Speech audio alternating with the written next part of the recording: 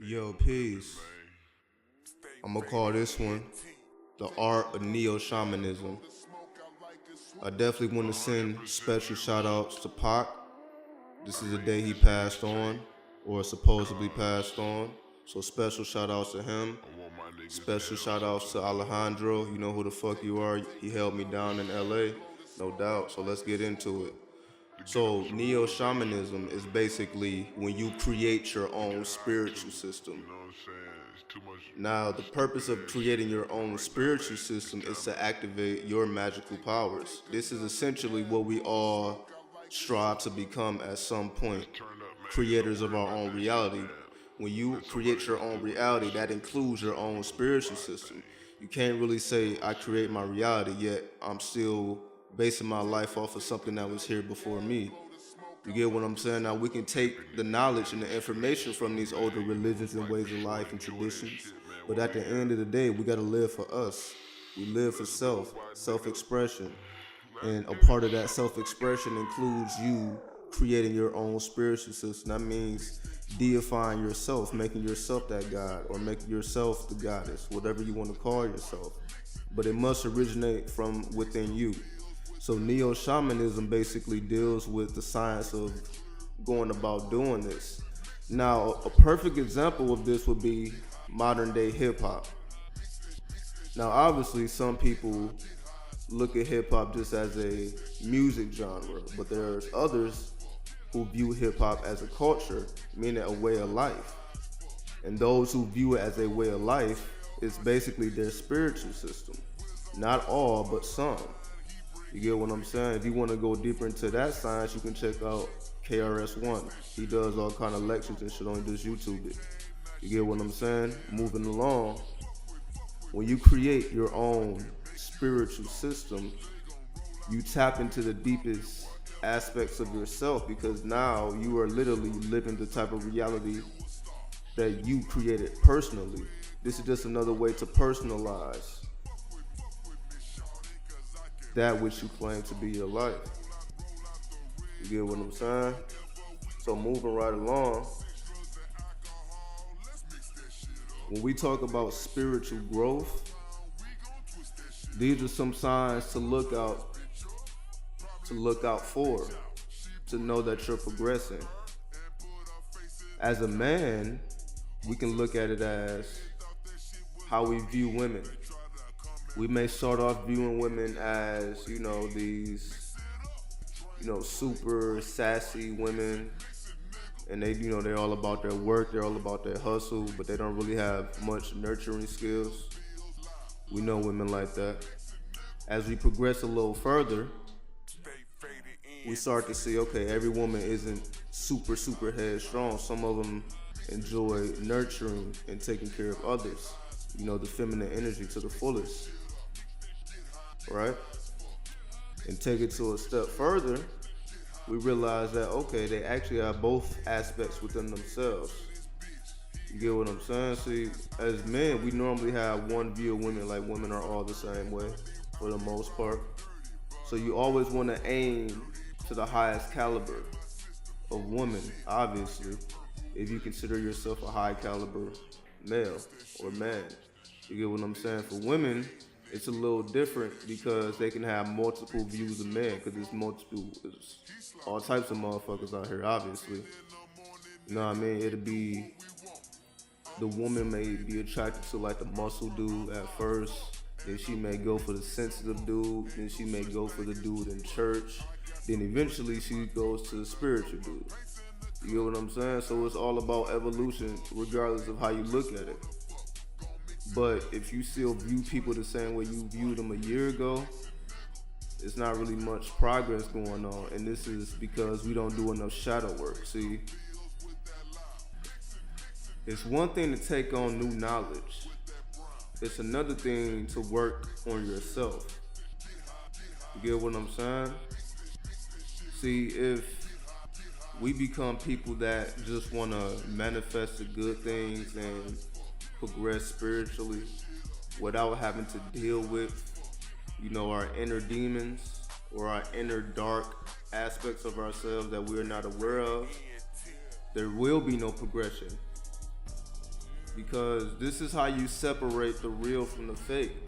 If all people do is talk about manifestation, but they never talk about dealing with, childhood issues or, traumatizing images, basically things that kind of hold them back in dealing with their fears. If they don't talk in that lane, then you can kind of gear that, okay, these motherfuckers ain't serious. Because it's not all about manifestation. It's like you have to deal with how you view life, because this is going to control and shape your reality. So if you still have, fucked up images of, women or men because some shit that happened in your childhood, you can be as spiritual as you want to, but at the end of the day, if that doesn't change, your reality will not change because you still view people in a certain light. So the point is to view people in the highest light possible. It don't matter if you're talking about a criminal all the way up to, your mother. At the end of the day, everybody has positive and negative aspects in themselves. And if we constantly go to the things that we dislike about people, we're gonna always feel the same way about them. But if we can see the little light within people to the point where we can be at peace with the world and we can be at peace within everything within our universe, we'll have a much better quality of life. You get what I'm saying? So at the end of the day, it's all about your subconscious mind, because this is where the magic happens. It's not the conscious mind. It's not when you awake and doing normal everyday activity. It's when you go into the trance state, right before you go to sleep, or in deep meditation. This is where creation takes place. You know what I mean? It's not all about positive thoughts. It's all about what are you doing before you go into the dream world? What are you doing before you go into the astrals? Because this is shaping your reality. Because as we already know, or as we should know, things happen in the astrals before they happen in the physical. So if we have no indication or no awareness of what's going on in the astrals, we're not going to understand what's going on here. And not only can we understand what's going on, we can actually manipulate things in a way that it benefits us. And things work out in our favor, as opposed to we just receive whatever. You get what I'm saying? Just being happy with whatever. We can really tailor make or tailor fit our reality to who we are. Because we are all unique beings, and we are all here to express ourselves in our own unique ways.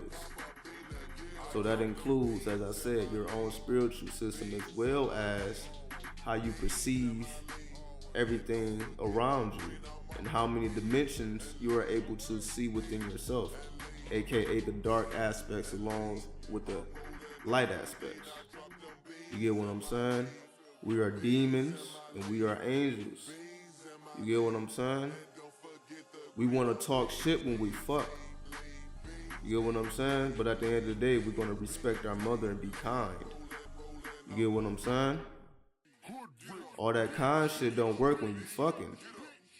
Know what I mean? You want to make sure that you come off as the fucking craziest, wildest animal on the planet. Because it's a time and place for every type of energy. So this is when we start to realize everything is alchemy. We can shape and mold things to our liking as long as we utilize our energies in the correct way.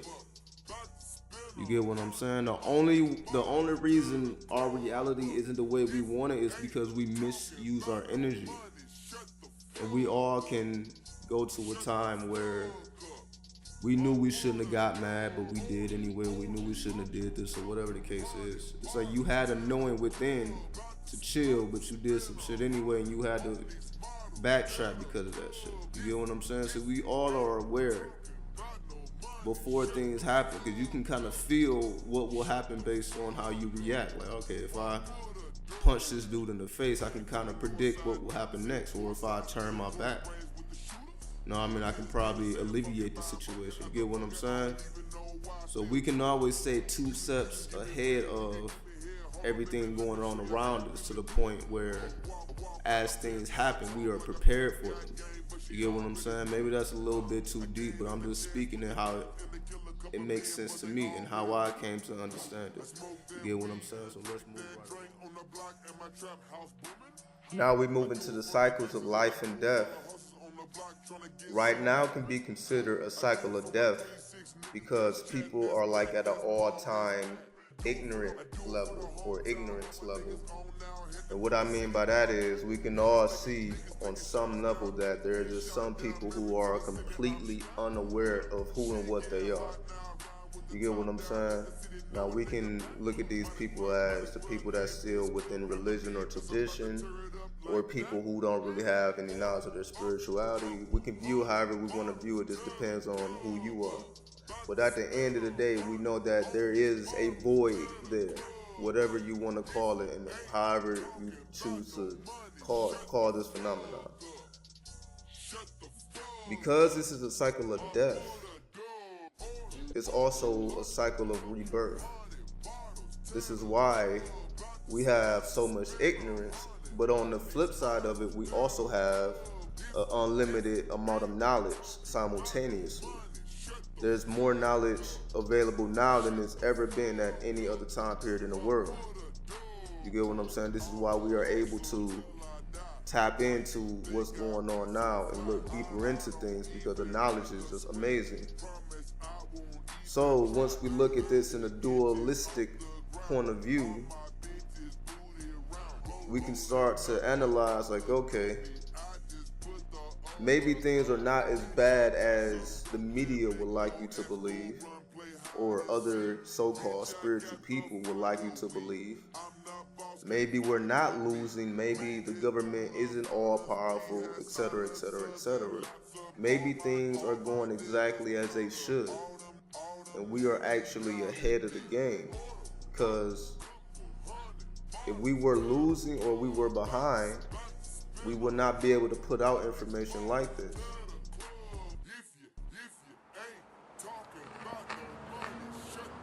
Yeah, so I just want to let y'all know like what the future plans are for the channel and for me. And that's basically just showing y'all LA. I showed y'all Vegas. You know what I'm saying? I took y'all to the Strip, I took y'all to the parks, and I plan on taking y'all to the underground tunnels under the Strip and show y'all all the graffiti and shit. But at the end of the day, it definitely has to be some type of elevation, as I always say. And this is why I'm gonna show you LA, because I feel like LA is a step above this. You get what I'm saying? You get to see the scenery of LA, and I showed y'all just little bits and pieces, but I have way more footage. But I just want to encourage people to have growth, to have some type of plans to do more. You know what I mean? I could stay in Vegas, I can just keep making these videos, you know what I mean? Just keep showing you Vegas, but at the end of the day, it's a big ass world out there, and I want to show y'all the whole world. That's what my plans are, to show you the fucking pyramids of Egypt, the fucking Great Wall of China, the fucking, in France, the Eiffel Tower and whatever the fuck. I want to show everybody all that to encourage people to see it with their own eyes. You know what I mean? It's more than Google. You can Google that shit all day, but I actually want to take y'all around the world and show y'all just the vastness of the cultures and all that shit, because that's just the type of shit I'm into. And I encourage everybody, you know what I mean? Do whatever your heart feels, you know what I mean? Whatever is true to you, you know what I mean? So if you don't have no other motivation, I'll be the motivation. You get what I'm saying? So that's what it is. Stay tuned. Peace. What's up? Now we move on to self-deification. Allowing yourself to grow into royalty. And what I mean by grow into royalty is to deify yourself and to look at yourself as the God or the supreme ruler of your universe. And you do that by living a more prestige lifestyle. Meaning you may want to incorporate classical music into your playlist. You want to look at some sacred geometry. You may want to look at, you know what I mean, like cathedral type of imagery, you know, like the Gothic or the Middle Ages, you know, the medieval time period where everything was like made from the earth, and you know, things like that, you may want to invest more time into more classical ways of life and look at how we lived when we were in tune with the earth and we were more closer to nature as opposed to more modernized. Because obviously in those time periods we were more spiritual because people were openly, witches and witch doctors, shamans, like all this stuff was okay, at least on some level. You know what I mean? It'll probably be next to impossible to find a shaman nowadays without, paying a big price for it because it's so rare. But back then it was a little bit more common to, travel and find people to speak to, no matter what was going on. You get what I'm saying? You also had the, the religious people and the traditional people as well. You get what I'm saying? So when you live a more prestige lifestyle, and again, it's not about how much money you have, it's just about how you look and how you perceive yourself. This is why it's called self-deification. How do you perceive yourself? You have to know that, and you have to actually create an image or a picture in your mind of your higher self, whatever that image is, and that's what you have to go to sleep to. That's what you have to meditate to. Like, you have to constantly solidify this image. See, subconscious isn't going to take something one or two times. Like, you literally have to go a full cycle. You get what I'm saying? And even register it. That's why they say it take about 21 days to develop a habit. Like, you at least have to go 2 weeks doing something over and over again in your subconscious to make it stick and to make it solid. See, today or tonight is a new moon. And a new moon is about implementing new things into your life, planting new seeds so that they can grow. So this is also why I'm making a video at this time in alignment with the new moon. So for the next 2 weeks, if you choose to do some subconscious work, you will know how to start it. You will know what to do. You will know what the goal is. It's all about self-deification. Everything on your altar should have some reflection or some link towards you, some quality or some aspect of yourself that you wish to bring forth or invoke. You get what I'm saying? So let's move right along. Yo, peace. So I definitely want to give praises to Pop. You know what I mean? Because what I learned from him is to be intelligent, to be a thinker, past all the gangster shit, past all the, the craziness. At the end of the day, it was about being intelligent, being aware of your surroundings, and doing what you gotta do to survive and make it out of the struggle. You get what I'm saying? And we all know he had much respect for his mother, as we all should have respect for our mothers. You get what I'm saying? Because at the end of the day, my introduction to hip-hop was from my mother, because she was buying physical CDs, blasting that shit up in the crib.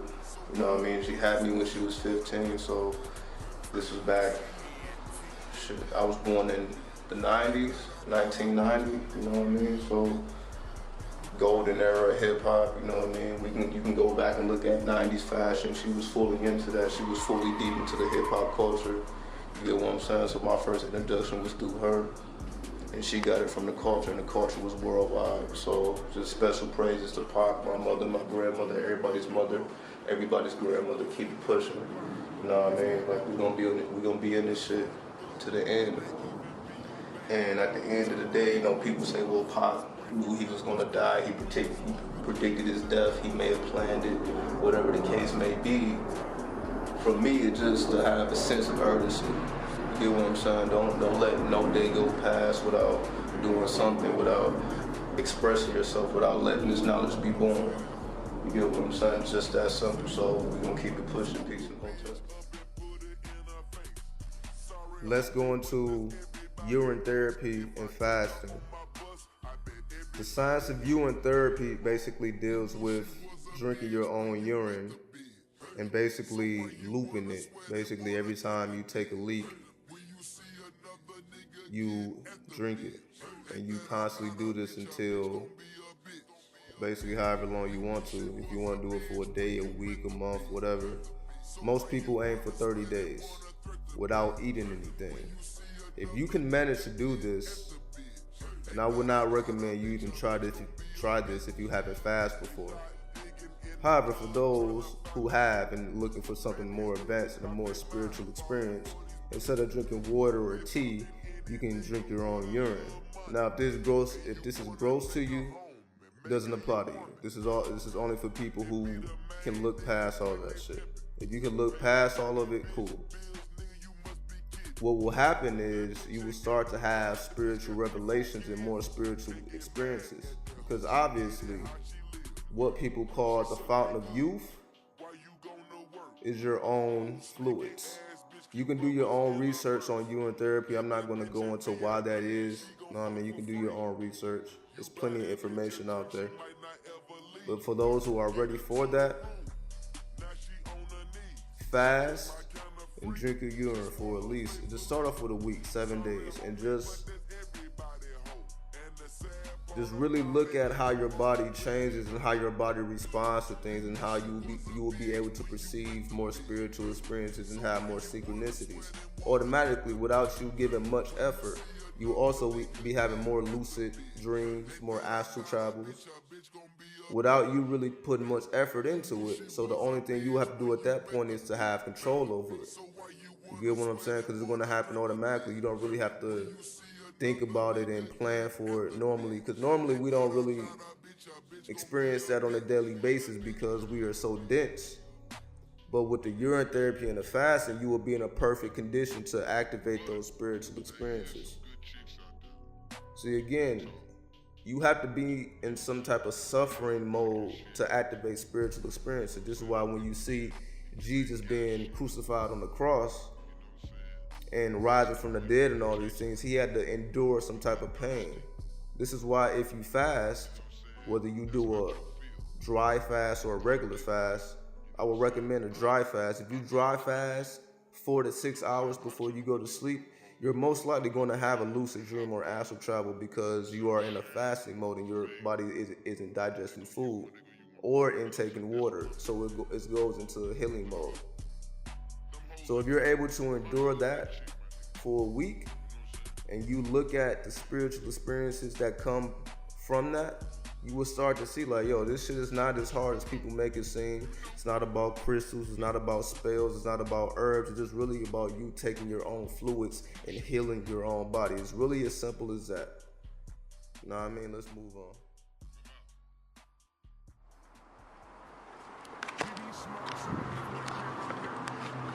Yo, so remember that life is psychedelic.